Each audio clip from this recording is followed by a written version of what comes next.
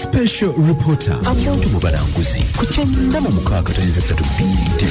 Olunaku lwa leero ngenda kwogerako n'omuvubuka wano abadde anoonya njagala tuwayeemu katonotono kiki kyanjagaza ssebo gwanya amannya Murushidi Lutalo obeerawo vudde Kikyusa kiruddawa Luwero district kati kyekikuleese wano ku leediyo ng'ojjonoonya ekindeese nzize kunoonya maama yaani oyo maama ye Hajala Namukwaya agamanya nga ndabanga gagundi g'omuyimbi waffe beyakuba Siriro ejjula Spice Dana yakuzaala ateekeddwa okuba nga yoyo kati ng'ogyeko ekyo ky'okubeera Spice Dana nga yennyoko kitaawo yali luddawo taata yafa musajja gwe tetunene otutandikira kati ebbanga lyonna Spice wakubidde omubali obulamu bw'obadde obubeezaawo oti ekyusa mbadde era mukubi wa chapati bambi kati gwe obeerawa nga tonnajja wano ekituufu nti mbadde Kasasiro ng'olya Kasasiro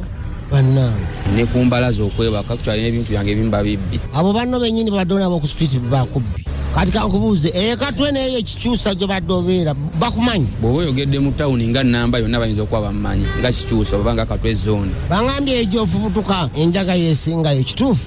ekituufu kiri nti ate enjaga yo yasaa eri country wide nawe okimanyi saaga twebuzebuze twogere ng'abantu abakulu amasada oganywa amasada asinze era ku kyegaana nali nga nyweddeko enkwakyo yo oyimiridde otya abukoola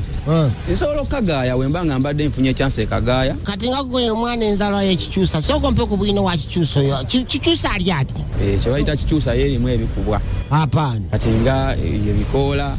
banywa njaga layira waliwo omuvubuka yanyakulako essimu awo musaidiwa ekatwe mutaawo akufaanana ate alabika ye gwe kennyini gwakugwabba essimu yange ekituufu kiri nti enkula y'abaana b'omu ghetto efaanagana tuwanga balongo Special reporter Amooti Omubalanguzi ku 96.3 BT.